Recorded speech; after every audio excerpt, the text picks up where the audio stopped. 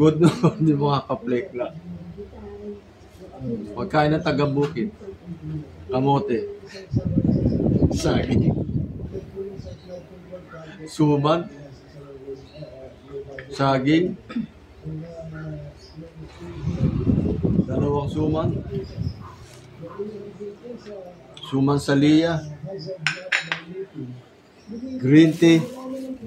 Ito, green tea. Sopas na nilaga, hindi ginisa. Nilaga ba talaga to? Ginisa yan pero hindi mamantika. Wala kang mantika, oh. Kaya lang maalat. Nabili yung kanyang sopas na ganyan. Parang maalat ngayon. Yung isang araw hindi maalat. Ngayon maalat. Mamo. Wala kang pansit. Maalat ngayon. Yari tayo dyan. Wala kang kolesterol. Bato naman yan. Medyo maalat na. Ewan ko na. Alisin mo na yung lamang. Malaman lang. Sige ko kay Kupal niya.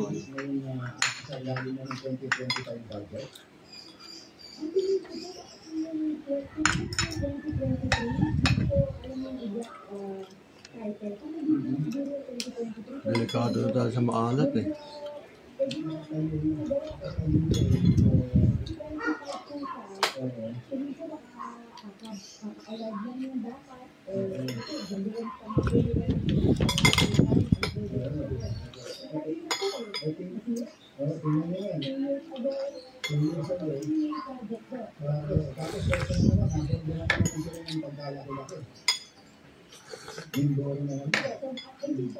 Yung araw na naalala ko, nakatira kami sa Mandaluyong. Palibasa, malapit na yung palengke. Araw-araw. Sopas. Eh, si nanay, nagtatrabaho sa pato. Araw-araw, ulam namin, yung sopas. Kami tatlong magkakapatid. Bakit? Eh, walang magluluto nun eh. Bibili na lang. Hindi, naglalaga ako.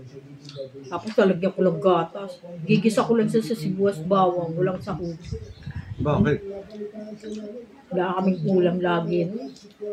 Kung papasok si nanay, papasok ng dalawa, ako lang may iwan. Ay, si tatay. Tatrabaho sa tatay mo. Noong araw, yung sopas nilalagyan ng dugo eh. No? Dugo ng baboy, oo.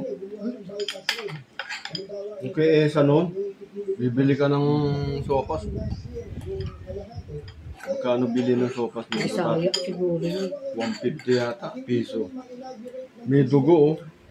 Isaya siguro yun. Yung niliniihaw na Betamax. Yung pagdadalawahin niya yun. Siya lang may gawa no. Oo, silang talaga. Tapos ang sahog niya sa isang lahat ng ano niya, lahat ng luto niya, menu niya, ang sahog niya, ano lang, gunisa, kaya Chorizo de Bilbao. Yun lang, sopas, pansit, palabok. Mura pa nung araw yung hibe. Yung hibe nilalagay Mga ko hibe. nung araw. Thank you for watching.